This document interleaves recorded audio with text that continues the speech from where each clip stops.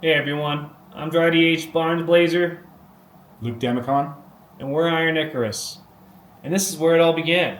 the Genesis, This is where it all started. where it all started, where all the ideas got cooked and churned and prepared for the EP, essentially. Really forged from the depths of hell, quite frankly, and belched out onto the EP where we captured it Pretty much. in the studio. But this is where it all began. Yeah. Things have changed a little bit, but this is where we would meet, and we'd come to this place overlooking this amazing property, and we'd just make a lot of noise. And eventually that noise started to congeal into Into music. music, actually. Yeah. Yeah, and the music got refined. So, that's the creative process. We three guys just getting together, trying to make some noise, and then from there, just refining it to the point where we have a pretty solid EP. Really, it was, well, three guys, two guys who had no idea what we were doing, one guy who could play guitar, and we just came together and learned things. And if you come over here with us a little bit, you'll actually, this was the original drums set that Hammer Smash used to play. Yeah. So you just set up in the corner. We get in. The sun would be setting similar to the way it is right now. We see this amazing view, be reflecting off of all of these strobe balls and everything. And Hammer Smash would just sit down and play a beat. In the beginning, Dryden didn't have a bass, so he'd use this funky thing. So yes, this was my tool. So, When we first started, I didn't know how to play bass yet, so we were lucky enough to have this beautiful piece of equipment, which created a lot of our early beats. original bass lines. Yeah. So we'd have Hammer Smash on the drums. He'd create a beat for us, and then Dryden would get on this thing and start creating some low end. And this had a really rough, garagey sound to it. Very which, deep. Yeah. Almost like a sub bass. Yeah, it was very nice. And so later on, when I moved to a bass, we were able to get a bass that kind of sounded like that, and it was nice. Like once the rhythm section got going, I'd start some melodies, and then from there I'd just start playing around it, get some solos in.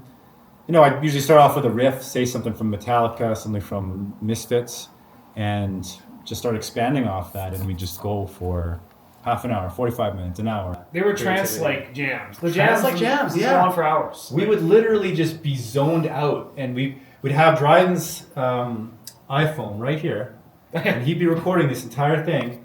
We would just sit there, and we would jam, and an hour would go by, and we wouldn't even think about it. And then afterwards, we'd go outside, we'd smoke a little, and we'd listen to this, and the ideas that we were just coming up with were wild. Imagine we're up here in the middle of nowhere, sky above us, stars most of the time, sometimes snow. Yeah. We're out here at all times of the year, pretty much. Yeah, all times of the year, all times of the evening, all times of the night. And originally, there was no style originally. It was like, you'd have whatever was happening on the drums, you'd have me trying to do some sort of hip-hop thing over here. Yeah. We'd have various styles. We would, it's true. We had something that we were trying to do a reggae. Reggae track. Yeah. But I mean, my guitar playing is like super metal, hard rock oriented. So everything was a fusion of whatever we were working on. We'd have like a little indie rock. We'd have some hip hop beats kind of stuff going on.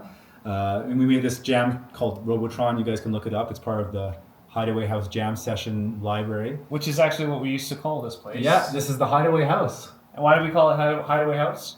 Just because it was off the beaten path. It was like out of the way, as you guys can see. I don't know how much you can see through these windows, but it's pretty much in the middle of nowhere. Yeah, we're on a ranch, and it's really like there's nobody around us anywhere. Yeah.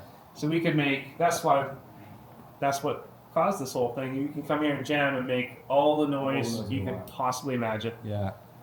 Surrounded by all this really cool, vintage music equipment. And as you can probably see from the decor, the owner of the place is an artist as well. So we'd be vibing off each other. We'd be jamming. There'd be some painting going on, in the loft upstairs. And there would just be a lot of creative energy flowing back and forth. And it really made for some amazing ideas. Yeah. You can see all this other stuff. This is what we'd be looking at while we were jamming. all sorts of. So this is all the art that the owner of the place would create. You got death hanging over us here. You got some abstract art there. You got a swing, an inside swing. Yeah. Sort of like it was definitely a playground for us. Yeah. Pretty much. So, unfortunately, right before we were ready to lock down our album, we had a bit of a mishap with our drummer. Yeah. I mean, got into the studio. We just refined a lot of our jam sessions into, 4 pretty solid tracks. Yeah. Got ourselves into the studio. Got a really solid producer. You guys will actually see the documentary. It's coming out too. But during that process, Hammer Smash just couldn't take the heat, I guess. Head exploded. Yeah. It was pretty intense. Pretty intense. So we need a drummer now, and the Iron Icarus legacy has to live on. So I've been scounging the dark web for weeks now, and Luke isn't fully on board with this yet, but I think he's willing to try. I did find an old Arcane Reddit post which was talking about summoning demons, and one of the things we were thinking is, we've tried. We went everywhere to try and find a good drummer. We were looking on Craigslist. Nobody could keep a beat. Everybody was losing their minds, and they just could not keep up with us. So yeah, they just couldn't keep the rhythm. So this is kind of an extreme thing, but again, Iron Icarus legacy has to live on. So we're going to give this incantation a try. We have a concert coming up soon, so Yeah. we need a drummer. We need a drummer who rocks. We got to lay down one of our tracks, Cancel Culture. Yeah. Super explosive track. And we need some entity that's going to handle it. Yeah, an entity is the best way to describe it, because mortal men have not been up to the task. No, So. there hasn't been a good track record of those guys No. doing it. So keep posted for that, and we'll try to get as much footage of that as we can. Mhm. And until then, you guys Rock on. keep rocking.